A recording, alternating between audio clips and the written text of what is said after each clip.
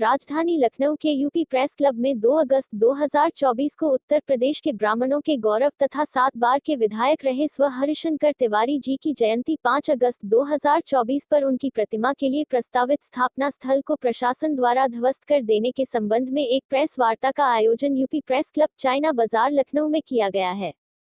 मुख्य आयोजक लखनऊ बार एसो के पूर्व उपाध्यक्ष अवनीश दीक्षित जी द्वारा अपने उद्बोधन में बताया गया कि आज इस प्रेस वार्ता का मुख्य उद्देश्य ब्राह्मणों के अस्तित्व को बचाने के लिए हम सभी ब्राह्मण आज यहां एकत्रित हुए हैं।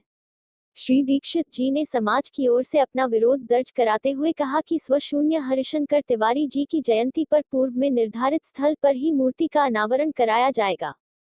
ब्राह्मण सागर संगठन के महामंत्री श्री D.S. पांडे जी द्वारा प्रस्तावित स्थल को ध्वस्त किए जाने पर रोष प्रकट करते हुए यह बताया कि ब्राह्मण समाज ने हमेशा देश हित को ध्यान में रखते हुए सर्व समाज को ध्यान में रखते हुए कार्य किया है, परंतु आज ब्राह्मण समाज के अस्तित्व पर ही प्रश्न चिन्ह लग गया है।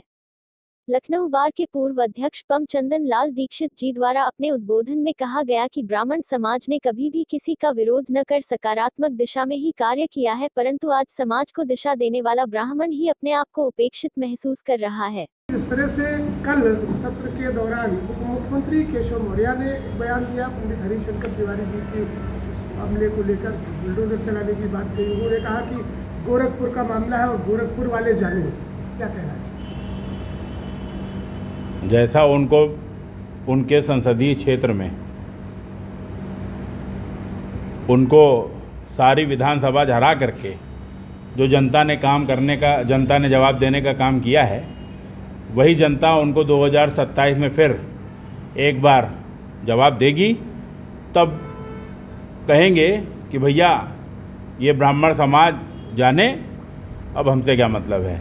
ये ब्राह्मण समाज है, ब्राह्मण समाज के प्रति उनकी ये गलत बयानबाजी आई कि गोरखपुर वाले हैं, गोरखपुर वाले जाने। कतई उनको बयान इस तरीके का नहीं देना चाहिए था। डिप्टी सीएम हैं, जिम्मेदार पद पे हैं, निश्चित रूप से एक समाज की अगुवाई कर रहे हैं, बड़े लीडर हैं, लेकिन उनको भी कहीं ना कहीं ये खेद व्यक्त करना चाहिए था कि हो सकता है सरकार के दबाव में उन्होंने ये बात ना कही हो सकता है उन्होंने कुछ अपने व्यक्तिगत कारणों से ये बात ना कही हो, लेकिन मुझे लगता है कि कई बार के विधायक, कई सरकारों में कैबिनेट मिनिस्टर रहे, सर्वमान ब्राह्मणों के नेता रहे, उनके लिए इस तरीके की भाषा का उपयोग नहीं करना चाहिए था। इससे पहले भी ब्राह्मण समाज को लेकर काफ़ी उपेक्षाएं की जाती रही है। आपने देखा होगा जब प्राण प्रतिष्ठा हुई है उस समय भी देश के चारों बड़े पीठ के शंकराचार्यों का भी अपमान किया गया और उनको वहाँ पर आमंत्रित नहीं किया, क्योंकि हालांकि उन्होंने विरोध किया था उस प्राण प्रतिष्ठा का कि अधूरे अर्धनिर्मित मंदिर का प्राण प्रतिष्ठा नहीं हो सकती। कल का जो आपका कार्यक्रम है और इस मामले को लेकर आप किस तरह से देखते हो? देखिए, प्राण प्रतिष्ठा के कार्यक्रम को जिस तरीके से जल्दबाजी के रूप में, निश्चित रूप से करोड़ों हिंदुओं के आस्था का प्रतीक भगवान श्री राम का मंदिर निर्मित हुआ, उस सब में हम सबकी गहरी आस्था है, पूर्ण विश्वास है कि आज रामलला अवध आए, रामलला का मंदिर की स्थापना हुई। लेकिन चारों पीठों के शंकराचार्य जो एक रूप से समाज में धर्म के ध्वजवाहक के रूप में जाने जाते हैं, जो सारी पीठों के शंकराचार्य जो ये बताते हैं, आदिगुरु शंकराचार्य लोग, जो समाज में एक धर्म, हिंदू धर्म के अगुवा के रूप में, हिंदू धर्म के एक स्तंभ के रूप में चारों शंकराचार्य जी हैं, उनके ना आने पे ये एक खेद का विषय है। और कहीं ना कहीं आप देखिए, ये उनके आशीर्वचनों की ही, उनके जो पुण्य कदम वहाँ नहीं पड़े, उन्हीं का कारण है कि स्टेशन की दीवार गिर गई, भ्रष्टाचार में डूबा हुआ रामपथ, जिस पे आदरणीय मुख्यमंत्री जी ने कार्रवाई करी, भ्रष्टाचार के कंठ में डूबा हुआ वो जो वहाँ बना हुआ रामपथ था वो धंस गया, स्टेशन की दीवार गिर गई, एयरपोर्ट की बाउंड्रियाँ गिर गई। आप समझिए कहीं ना कहीं ये भ्रष्टाचार था और ये कहीं ना कहीं उनके आशीर्वचन हम लोगों को नहीं मिले। उनके चरण अयोध्या में आदरणीय परम श्रद्धेय भगवान श्री राम जी की मूर्ति स्थापना में वो नहीं आए, इसी वजह से इस तरीके की घटनाएं कारित हुई। कहीं ना कहीं हम सब लोगों को ये लगता है ब्राह्मण समाज के अस्तित्व को बचाने की बात की जा रही है, क्योंकि लखनऊ बार एसोसिएशन की तरफ से जितने भी आज ब्राह्मण समाज के पदाधिकारी यहाँ पर मौजूद रहे, और कल का जो आपका जो कुछ है गोरखपुर के लिए, उसके आगे भी कोई कार्यक्रम रहेगा? क्योंकि ये एक तरह से देखिए, ये लखनऊ बार एसोसिएशन का वो नहीं था पदाधिकारियों का। इसमें आज जो यहाँ प्रमुख लोग बैठे थे, उसमें प्रमुख लोगों में परशुराम सेना के संरक्षक श्री अजय तिवारी जी थे, जिन्होंने पूरे जनपद में और प्रदेश में जगह जगह परशुराम जी की मूर्ति लगाने का कार्य किया है।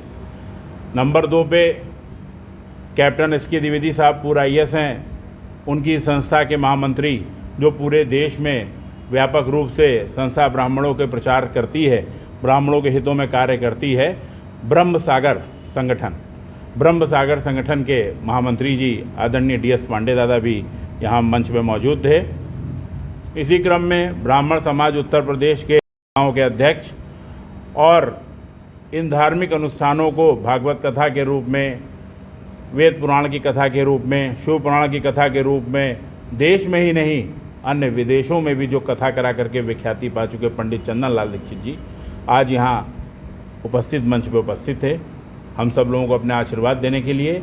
हाँ, निश्चित रूप से ब्राह्मण इस कार्यक्रम में अधिवक्ता ब्राह्मण संख्या ज़्यादा थी और वो ब्राह्मण समाज जो अधिवक्ता ब्राह्मण समाज है वो भी आज जागरूक हुआ। हमारे युवा साथी भी कहीं ना कहीं जागरूक हुए, जिन्होंने ब्राह्मण समाज के लिए कार्य करने का बीड़ा उठाया।